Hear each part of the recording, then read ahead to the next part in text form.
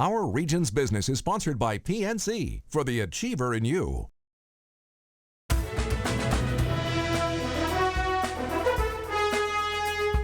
Well, we're in the home stretch of the Christmas shopping season, so here's a last-minute gift idea. Original art that captured the famous Pittsburgh zombie apocalypse of the 19th century, or documented cases of supernatural and mechanical horrors mapped out across Allegheny County in 1947.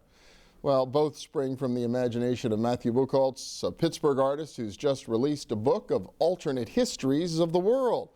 And Matt joins us today on Our Region's Business. And welcome. Good to have you here. Thanks for having me. Pleasure. Well, it's a fun book. I've been leafing through it. Beautifully done. But why don't we start with the art itself? How did you get into creating, or in creating this style of work? Well, I've always loved a lot of old, pictures, images, lithographs, things like that. And when I moved to Pittsburgh in 2008, I got really interested in the city's history. Obviously, there's such a rich, history of things here. I was doing a lot of image research, and just one day I came across this view of, from looking down on Mount Washington, of the Pittsburgh and Allegheny City. At that time, Allegheny City and Pittsburgh hadn't merged. And this beautiful view of the point in downtown, and I kind of thought that, what would happen if there was a sort of Godzilla-type monster in there, like right downtown? And so I kind of photoshopped him in using kind of digital effects to sort of age it, to make it look like the monster was there when the print was drawn. And from there, it kind of snowballed. I showed that to a friend of mine who owns Wildcard in Lawrenceville here in Pittsburgh. She really liked the idea. She gave me the go-ahead to do a whole show of the pieces. And everything kind of sprang from there. They really was birthed here in Pittsburgh, sort of inspired by it. And since then, I've incorporated, tentacles coming up from, the Monongahela monster down around the point. I've done things with zombie maps that are in the book here. UFOs in downtown, and also expanded to other cities and other historical areas as well. Well, and looking at the book, yeah, you have prints and maps and photos, or artwork, I guess, from all around the world now, all with your own special treatment. What is it you see in an image that sort of piques your interest?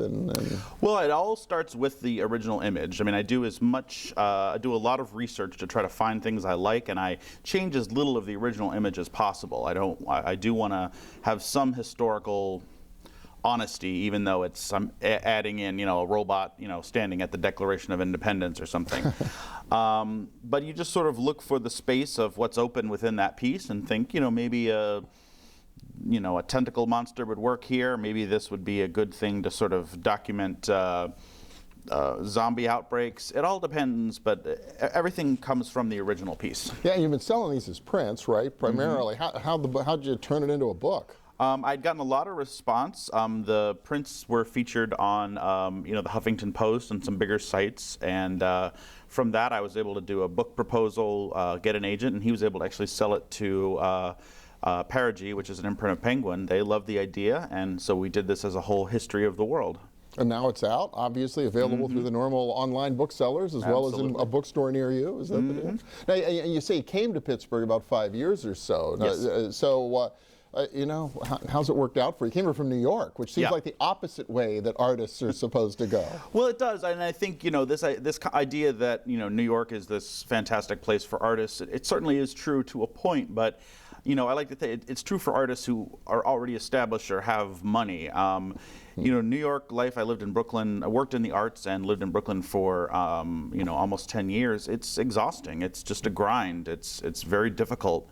And the thing about Pittsburgh here is it's a little, number one, it's a little easier to live and get by. You're not constantly worried about making rent. So I think that gives you a more freedom to kind of explore your own avenues and make mistakes and find what you're doing. It took me several years to kind of find this. And the other thing that has been amazing to me about Pittsburgh is just the community here is so supportive. There's so many great artists and crafters who are supportive of each other. Even though I work with certain people that it could be considered my competition, and I feel like in other cities, New York and places like that, there's a very sort of jealous, dog-eat-dog mentality, and I've never found that to be the case here. People are willing to share their opinions and help, and I certainly wouldn't be where I'm at without the help of various people that I've met here, other artists.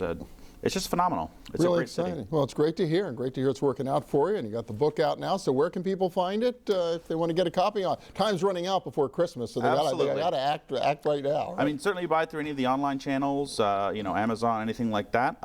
Their hard copies are available at some of the Barnes & Nobles here in town. They're also available at Wildcard, which is at 4209 Butler Street in Lawrenceville. I still work there sometimes to help out, so you might see me there. I'm happy to, if you stop by, I'm happy to sign a print for you as well. Very cool. All right, the book is called The Alternate Histories of the World by Matthew Buchholz. Well, thank you so much. Thank you, Bill. Congratulations. Yeah. And we'll be back in a minute with a little dollars and cents. Stay with us.